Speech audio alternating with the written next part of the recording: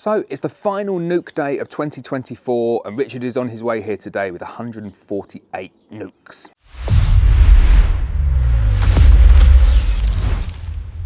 Today I'm sending out the final batch of nukes of 2024. Richard is on his way here now with 148 nukes. Got some Langstroth in there, but mostly national for the final batch of the year. This is the 13th batch of nukes that we've sent out this year and it's been absolutely crazy. But in this video, I'm going to show you the full process of how it works. So Richard's been out, he's been collecting nukes over the past few days, bringing them back to his base location, gets them all ready there, set up, ready to go. And then he gets up at 3 o'clock in the morning. Richard is a very early riser and he closes the entrances just before the bees are going to go out and start flying.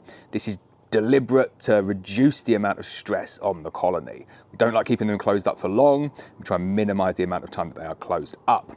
So Richard's on his way up here now. What you will see behind me there is my gym. That is my garage, but it also deliberately doubles up as a very suitable storage place for the nukes.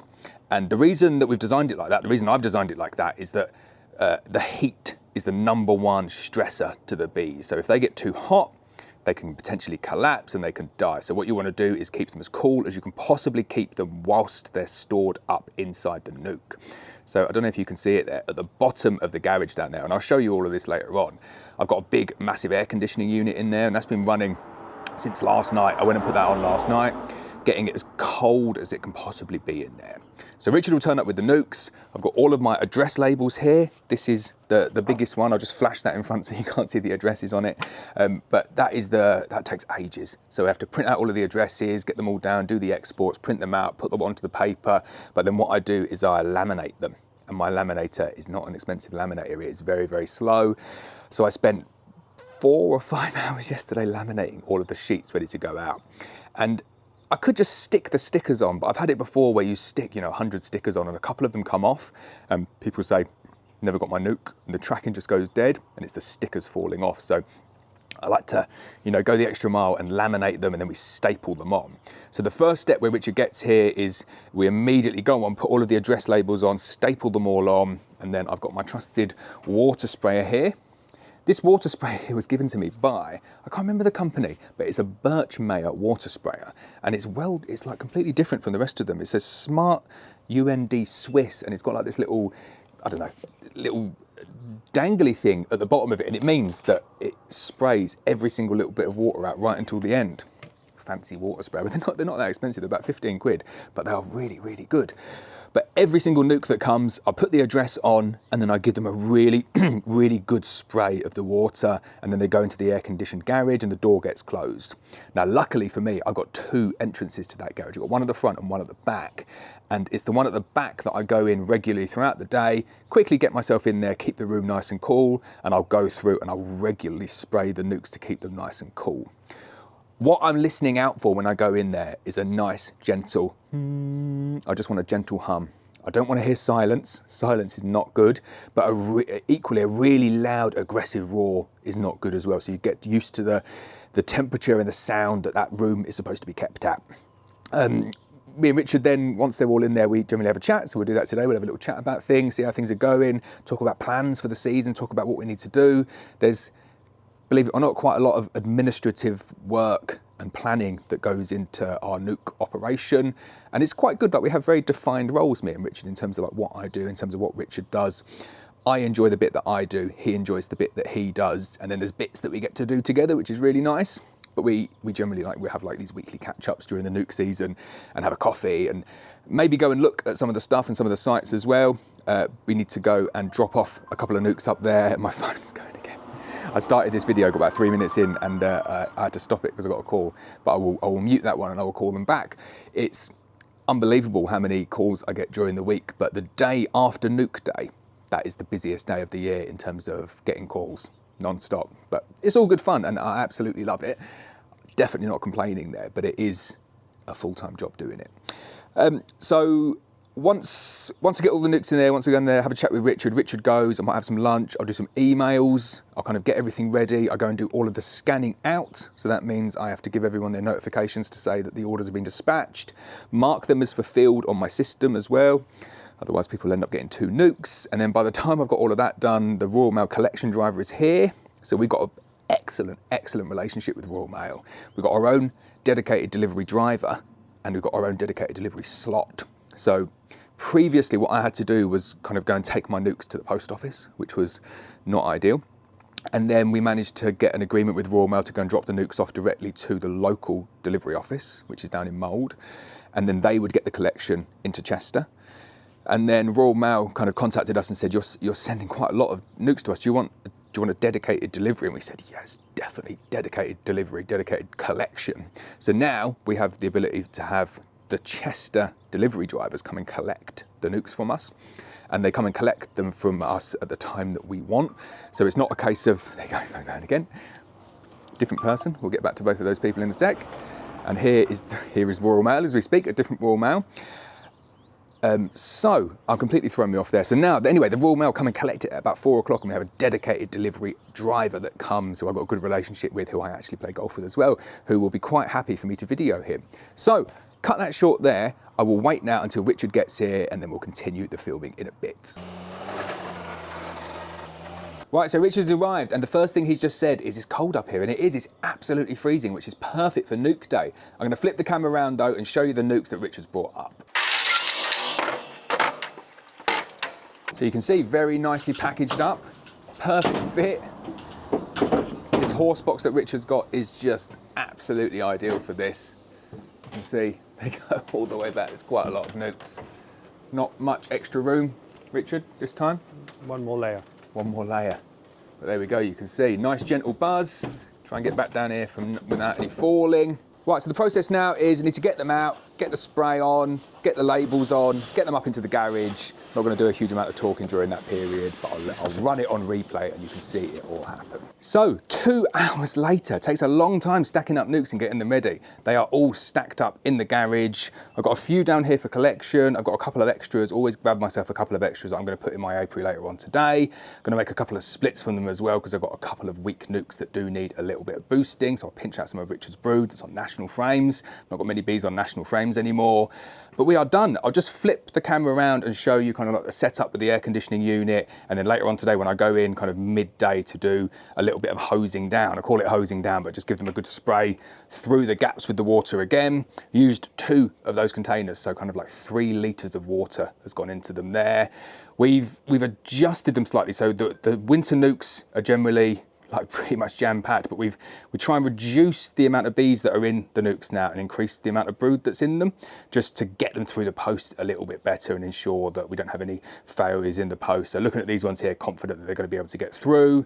And it's weird, like feeling the different weights throughout the different times of the year. These ones are bordering on the light side, which I think for going through the postal service is actually like a positive thing, because it means you've not got open stores or open honey, or even capped honey for that matter, in the cells that can drain out. You're limiting the amount of food that they've got. And then the instructions that we give to customers is they should feed them upon receipt, which is good, gets the colony going, gets the queen going again anyway.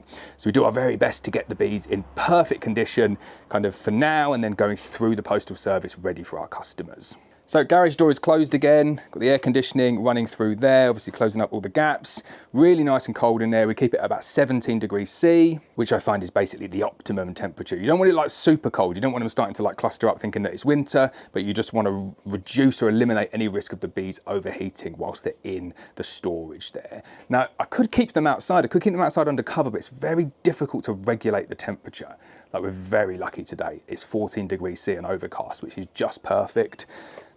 So I'll flick down here. I've got a few of the spares that are down here. You can see once the bees settle, like there's tons and tons of bees in these ones here.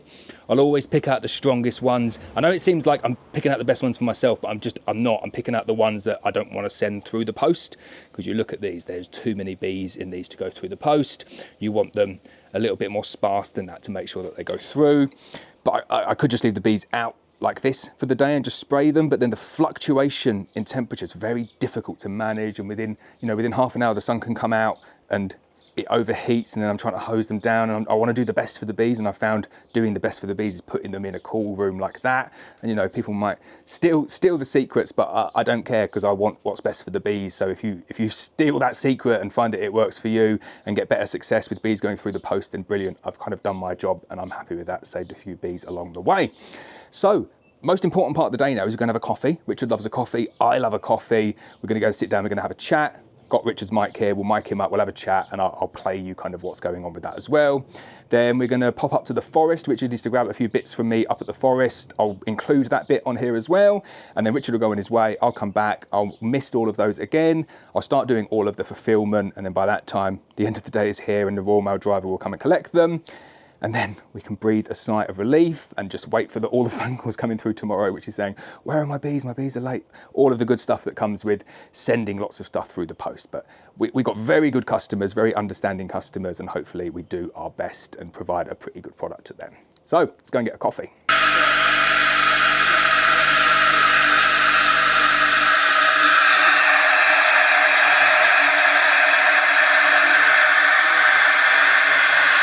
So coffees are made, walking up to the garden now with Richard because I've got a perfect little spot by the pond where the chairs are uncomfortably close to each other, so me and Richard can squeeze into one screen, and we're just going to have a chat about the nucs, have a debrief after sending out all of the nucs for the season. Huge amount of nucs that have gone this year, and Richard does an incredible job of getting them all ready, but it's hard work. And we're going to chat to Richard now, talk about the things that he likes about the nucs, the things that he doesn't like about the nucs, maybe what's gone well, what's not gone so well, and then the action plan for next year. So I'll get it all set up and we'll have a chat. Right, so we're done, finished for the year. Big sigh of relief? Yeah. We're sitting in the garden now, got the pond behind me, and we're having a coffee. You like a coffee, didn't you? Yeah, it's good. About 10 o'clock-ish, good. 10 o'clock-ish. So we're just chatting about Richard's routine. And go on, what'd you have for breakfast? Nothing for breakfast. Nothing for breakfast. What time did you get up? Up at 3. What time do you eat your first bit of food? About up at 12. Apparently that's dinner time. I call it lunchtime. That's another thing where you sit on the fence. So you get up at 3:30, and you work from 3:30 till like midday without eating. Yeah. And then you have an apple. Yeah. And then what do Or you a couple of apples. 2 apples. A couple of apples and then what do you have after that? I'll take my hat off. Even I with the shock in don't. here. So I just eat a bit of fruit in the day because that keeps you hydrated. You must have like a mega dinner. No, I don't anymore. As you get older, Lawrence, you don't need it. You're not old. You need when you're 50. Yeah, I know, but you don't need it. That's the thing. Just for anyone interested, let's compare what I do. So I get up at like 7-ish, make breakfast for my daughter, eat half of it when she doesn't eat it, drop her off to school, come back, have another breakfast, and then have lunch around normal time, and then have a snack around 3 or 4, and then have dinner, and then before I go to bed have another snack. You can tell, packing on the pounds.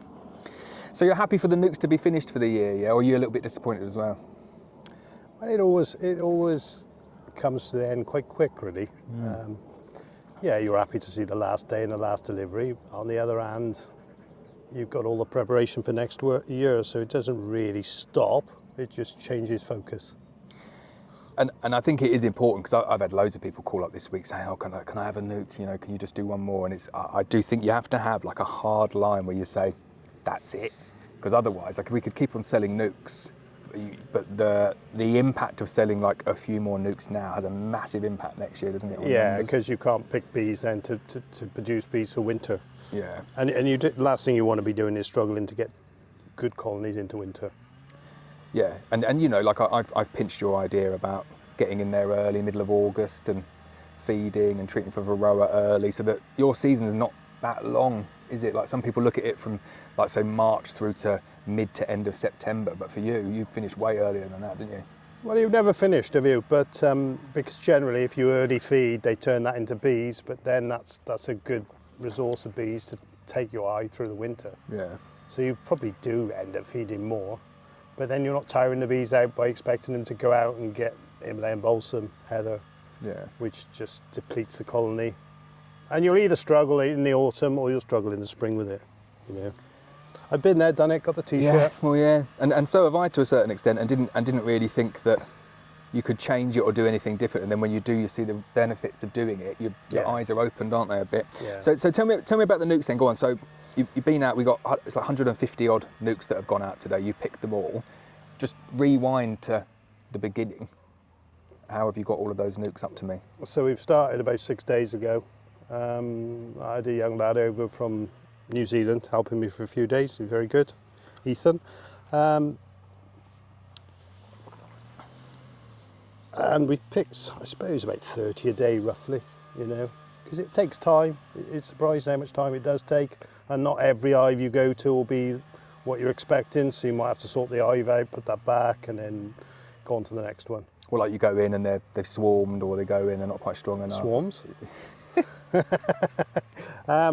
No, swarming hasn't been a problem at all this year. It's been good, isn't it? Mainly failing queens, really, and or just a queen they've superseded. Yeah. So if they've done that in the last 2 weeks, obviously there's a cell there. It may have actually, may not, but it's just deciding whether you want to keep that cell and how you want to move forward with that hive. I mean, I tend to go to a site and I want to, so if I'm going to pick bees from the site, I want to pick the whole site, because I don't want to be going back and having hives at different stages, you know, and that has been my main aim this year, really, is to go to a site, and once I leave, it's finished. So you're going through, you're looking, you're doing your quality control. So then what constitutes like a good nuke? A good nuke, it definitely wants to have stores, which has been a problem this year. Definitely. So yeah, I mean, I haven't stopped feeding, so, and that is just unheard of. I mean, my dad was 70, 73, 74, and he's never known a season like it. He did get a bit of a spring crop, but you know, to feed, I mean, in Herefordshire we would never feed, you know, springtime, but we've had to this year, you know, so yeah. So good nuke would be 2 frames of stores, ideally. That hasn't always been the case this year. Certainly the brood pattern needs to be right, so brood of all stages, and preferably 3 or 4 frames of that, you know. Yeah, and that can be eggs, cap brood, it can be kind of anything, can't it? But I mean, I try to put in as much cap brood as, or near that stage as possible, because if they then, in transport, the bees leave the larvae, then they will die in transport, whereas if a cap brood, the work's already done, is all they've got to do is maintain heat, you know. And it retains a bit of their own heat, doesn't it? Yeah. But there's a balance, because I mean, as we both found out this year, you know, the melting down issue is a problem, really. Yeah, we had a few meltouts in the posts, and we learned from it. It's not nice, is it, when you see the meltouts? But we think it's wax that's just not quite old enough, and obviously we want to send out the nice freshest wax for people, don't we? But I think it really wants to be like last year's wax. Got to be last year's wax. Yeah. I mean, it's just like, it's no good trying to draw frames out on the oilseed rape flow and then try and send it in the post, because that's what we did and it failed. But, you know. Yeah. And it's not like a mass failure. Like, I think there was 100 odd Langstroth nukes that went out on that, and then 10. There was 10, 10 or 12 that died, and obviously we replaced them at great expense. But it's learning, is it? So we're not going to do that again. Yeah, and it's not even that for me. It's just the fact that you've looked after them bees and they've just died for no reason at all, you know. And the most frustrating bit of it as well is, I remember doing like the Langstroth ones and doing what we've done at the beginning of this video, you know, pulling up and getting them out and just looking at them thinking, wow. Because the Langstroth boxes are heavy anyway, and they were full of stores, weren't they? They were big, heavy, full of bees, full of stores, and you're thinking, that is a really good nuke. Someone's going to be happy with that. And you know, it's the ones that you looked in like that, they're the ones that would have failed, because they're just the biggest ones that go the quickest. Okay, so you're out, you go out, you pick your nukes, 30 odd nukes for the day. What do you do then? I drive back home, I put them out, let them fly. Okay. Which then gives them a chance to sort of clean out any grubs that I've sort of cut off when I've broken the frames, or any dead bees. And then you check for, obviously you check for the queen before that, and you check the queen's marked, and you mark them before they get there. Okay, cool. Yeah, and just, I mean, ideally, you know, once they have one move, they want 3 or 4 days really of open flying. Yeah. Which has been another problem from this year. They just haven't had it, you know. You know, it's difficult. I mean, I did some grafting a week ago, and they had 3 days after the grafting where the bees didn't fly at all. Yeah, not ideal, is it? But and I think it is important, and we've learnt this process as well. But those 3 or 4 days, and if you need to give them a feed during that point, you give them a little feed. But it's the sticking down of the frames again, isn't it? It's the chance for them to just like stick everything together, ready for the post, that makes a big difference. Yeah, no, there's definitely, it's ideally they could do with 3 or 4 days before they get moved again and broken open. But then there's a downside to that as well, and it's trying to read 3 days or 4 days ahead in what, you pick in the nuke, i.e. bees or cap brood, because even in 3 or 4 days, so many hatch, and you can just tell by just walking along them, you know, early in the morning, how many's bald on the front. They're too strong, really, and then you have that risk of them melting down or dying out. So it's a real balance. So you go out, you get your 30, you come back, and then I guess what, the next day just same again. You just bringing them back. Yeah. So then you've got this batch 150 at home ready to go. So then let's rewind to kind of like yesterday evening, and then how do you get them up to me from then?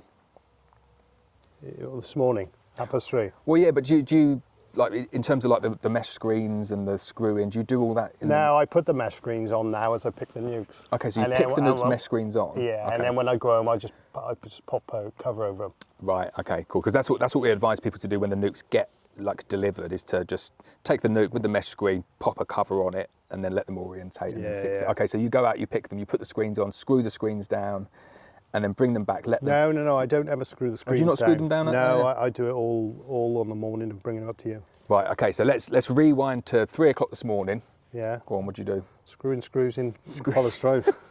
Polystyrene boxes, lots of. Right. So you're screwing them all down, and then what time do you close the entrance? I do it as soon as I went down. So 3 in the morning. Yeah. 3:30. So I think that's really important, because I've always kind of thought, and I've done this previously, I'll go up 10 o'clock, half 10, 11 o'clock at night and close the entrance. Yeah, I would never do that. And no, you don't like it, do you? Because it stresses them out. The least amount of time they've got the door shut, the better. Yeah. And I've thought, well, you know what, they're not flying anyway, so it doesn't really make a difference. But you're right, aren't you? Because you close the door, and if you come back a couple of hours later, you can hear the stress, can't you? Well, if you notice as well through the screen, they've always carrying around bits of rubbish that they're trying to chuck out all the time. Which whether they do that all night, I don't know. You know. But even if they just know that they're confined, it is stressful, and for us, we want to limit and reduce that stress as much as possible, don't we? Okay, so you go down in the morning, screw the lids down, screw the entrances shut, back of the trailer, and then up to here. Yeah. Okay, so then it joins in with what we've done in this video. They come here, we put the addresses on, we spray them. They go into the garage if it's a warm day. We've done a few days where we put them in the garage and just left the doors open. You know, early on in the year where it's like 8 or 9 degrees for the overwintered nukes. You don't need the aircon on, do you? Yeah. We put the aircon on today. And then that's it. We have a chat. We have enjoying your coffee. Yeah, no, it's very nice. Yeah. So what do you think has gone well this year with the nukes? What's gone well? Well, it hasn't gone well really. We've done it though. I think. Well, it has gone. No, it has. Hard work. And there's always challenges. No, it's. Yeah, I mean, being able to just pick them has gone well, but there has been.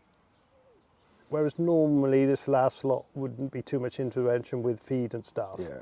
So it's almost sort of maintained that high input from the start, hasn't it? Yeah. So that is. An aeroplane. Yeah, see what plane it is though. Yeah. It's a beluga. Beluga plane. So I won't. I'll see if I can swing it round. You're never going to be able to zoom in like that. You'd think I shouldn't be able to fly, wouldn't you? Yeah. The Beluga, the Airbus Beluga, massive plane that flies all these wings around Europe. It's pretty cool, isn't it? Yeah, it just goes like so slow. Drop out of the sky. Yeah. So I mean, it hasn't been a bad season. It's actually the plus size. It's been very manageable. In terms of, if you want bees, feed bees to get bees. Yeah. Whereas normally, swarming would come into play, and honey extraction would come into play. Yeah, and I mean, which I've done none of, which I've missed really. You like? You know, I was just saying to your wife actually how much I've missed being in the honey extraction room. It's my little bit of therapy, the honey extraction room. Oh, I can't stand extracting honey. Like, the first day is nice, and you get the knife, and you're like, oh, it smells nice, and you stink of honey. No. It's nice when you've got buckets and buckets and buckets. Yeah, I'm a projects man. I like sitting back and reflecting at the end and saying, well, yeah, we've got loads of honey there. I'm quite happy with that. But I think it's gone well. So like Richard, I deal with like the customer side of things, and we do like the promoting and the YouTube and all of that. And obviously I make up my own nukes and sell my own nukes alongside Richard, but Richard does the vast majority of the nukes, and you see from the videos that we share genetics, and there's a lot that gets done together. But what Richard never gets, I obviously give it back to you, but the feedback from people is exceptional. I told you the feedback I got the other day, didn't I? I've had it 2 or 3 times already this year, someone saying, an email. I've had the MBU come round and check the bees, just a normal standard inspection because they've got new bees in the area. And then they're asking questions about the bees and like, where did you get them from? And they got them from Black Mountain Honey. And the reviews that we've got from like the National Bee Unit inspectors saying the calmest bees that they have ever seen. And the bees, like you put your hand over the bees and they're just don't flinch, don't even come up and fly. But I get that feedback like on a daily and a weekly basis of people saying, I had a nuke off you, and it's just tremendous, it's fantastic. So you've got to enjoy that and kind of relish that feedback, for sure. Because when I have the bee unit round, I mean, you know, there's certain members that say to me, I wish all my bees were like this, which is, you know, it's certainly a better place to be in, working bees like that, and the bees that I used to work with, you know. Yeah. The Vikings. The Vikings. There's not many Vikings left. It's good, isn't it? So God, your dad likes them as well, doesn't he now? He's a fan. Yeah, Dad's, yeah. He just wishes he had another 20 years, go on and beekeep. But yeah, with some nicer, calmer bees. Okay, right, so we're at the end of the year for nukes. Yeah. So how do we get from now to this point next year? What have you got to do? More work. Yeah, a lot of work. More work. What's the plan? What's the routine? What's the schedule? Queen Rearing will start now in earnest.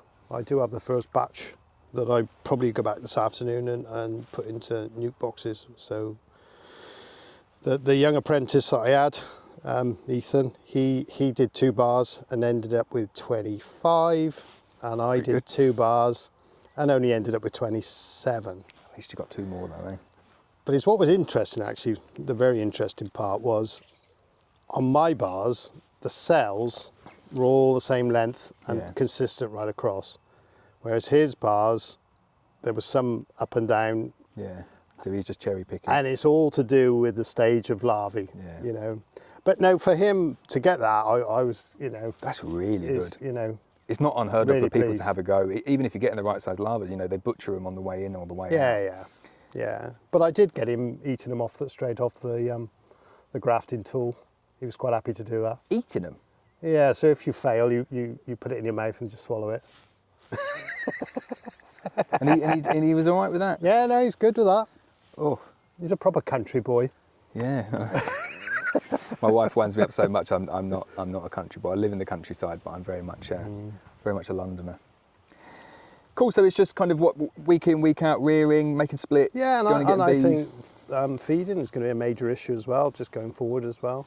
Just to keep the bees going forward rather than backwards. Because you can't go into winter without enough bees, because that'll just fail. Yeah.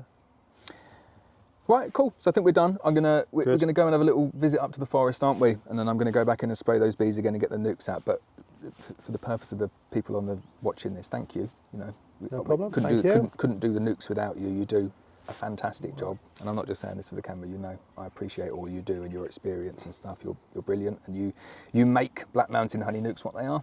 You do. Thank you. Good man. And thank you for selling them. Got to do something, haven't I? Yeah. Right, so Richard's on his way, and I need to go now inside here. It's about 1:30. I'd like to go in between 1 and 1:30 and kind of spray those nukes down, get them nice and wet and cool. Where is it? Here we go. You can see in the background there, got the air conditioner there, but it's been closed down, so it'll be nice and cool in there at the moment. I'll flip the camera around there and I'll just show you kind of what's left outside the front. I've got a few nukes for collection, a couple that I'm going to go out and put into the apiary later this evening, let them orientate, and I'm going to pinch some brood to boost some colonies that I've got. But when you get into the garage, you'll see there is a lot of nukes in there. So I've got 3 Langstroth there, 1 that's being collected today, and then 2 that are being collected in about a week's time. And then I've got a national nuke there for collection.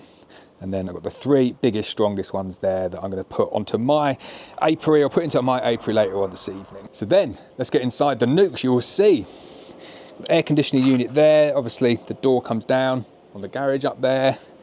And as you go in here, really nice and cool. So very, very happy with that. Let's get that air conditioning unit out for a sec. So you can see, I keep it stacks like that so I can get down the middle. And you'll see the reason for that in a sec. There's a huge, huge amount of nukes in here. So they start all the way over there, in between my gym equipment. And then as I'm walking back,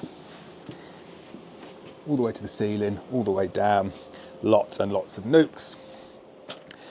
So then what I do is I go and get my water, like that, and then all I'm doing now is I'll spray at the top, and then I spray in between the gaps like that. So just a little bit of water going through each one. Where are we here? The idea being you're just chucking in a little bit of moisture there if the bees need it. You're not drenching them now. Even at the beginning, wasn't really drenching them. Just never want them to overheat. And I can feel the temperature in here really, really nice and cool. So that's all of the nukes sprayed up now. What I do when I put them onto the Royal Mail truck is they get another spray, and that's when I give them a really good strong spray. Make sure that they're soaked, thoroughly soaked through. Obviously not like drenching them, but I'll probably do like 10 hits of that gun, get all the frames nice and wet and give them a really good kind of drenching before they go into the post office van, because it's that first trip in the post office van that's quite warm, and I want to make sure that they're really nice and moist and that they can fan themselves down to keep themselves cool as they're going to Chester. It's only like a 20-minute journey though to Chester, and then once they get to Chester they get taken off into temperature controlled storage, so they're really nice and cool. I've been into the storage there and the storage is brilliant. It's kept around kind of like 16-17 degrees, and then from there they go out to our customers, and that transit from kind of Chester to the customers is very, very quick. So they go out on Royal Mail special delivery service for next day delivery before 1 p.m. But Royal Mail are so good with it, they try and get the nukes out to people as early as possible. So you will get the odd one that is delayed. You'll get the odd one that just arrives about 1 p.m. But most of them are delivered very, very early. And sometimes Royal Mail even put on like a dedicated delivery driver to get them there kind of 8 or 9 o'clock in the morning. My favourite one is we sent 10 or 12 nukes up to Colin from Foxes Afloat, who lives in the Highlands of Scotland, and they left here at 6 o'clock, kind of like 5:30, 6 o'clock on a Tuesday evening, and they got delivered at 6:30 on the Wednesday morning. I couldn't have left and driven them up there quicker myself. I had no idea how they got them up there so quick. Absolutely bonkers. Right, next job though, I need to go into like the office and go and fulfill all of the orders. So let's get up there now and fulfill the orders and get the last batch of nukes away to our customers. Right, so back up at the office, and I've got my phone here. So the way that I fulfill my orders is I go onto my Wix app and I open up the Wix app like that. And then on each of the delivery notes that I have, I put the order number. And I didn't used to do that, and it caused quite a lot of issues. But the reason I do that is it means that I can go into my orders on the Wix app like that. And then I search for the number. First one here is 12496. Brings the order up on here. So I get to like double check that I've got the right order, and then I add tracking, and then basically all I do is I go up there and I scan the QR code, and that is typical that it's not working first time there. If this doesn't work, we're in serious problems here, because it's very, very long doing it any other way. There we go. So that's scanned now. It seems like first 1 or 2 just didn't scan very well, and then it starts to kick in and knows what you're doing. So what that does is that fulfills the order on the website, but that also sends a tracking email to everyone to say, right, your nuke's been dispatched, it'll be delivered tomorrow, and here's the tracking details that come with it as well. So then that they can go on, they can click on it, they can track their nuke all the way through the system. So then I just go through, this particular person here's ordered 12 nukes, so I just filter down. I only have to do that once for this guy. Filter down to the next order, which coincidentally is another person who's ordered 10 nukes in this instance here. So 12420.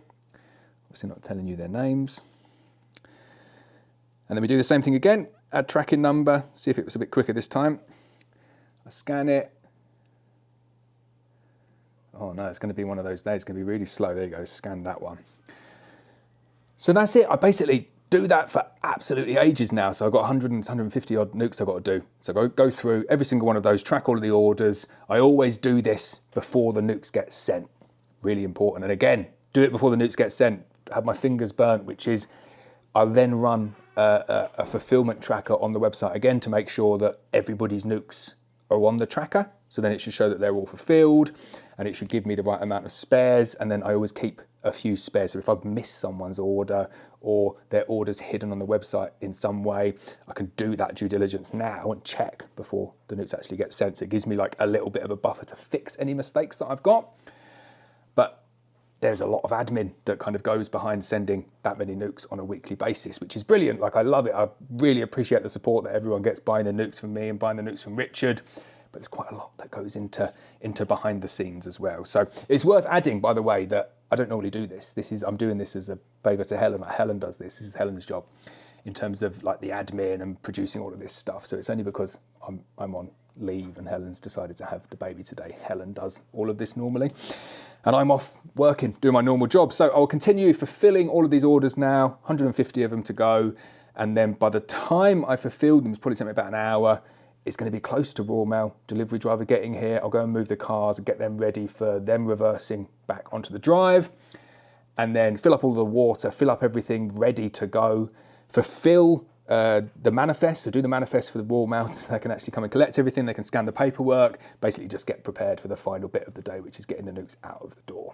So let's go ahead and continue with this scanning now.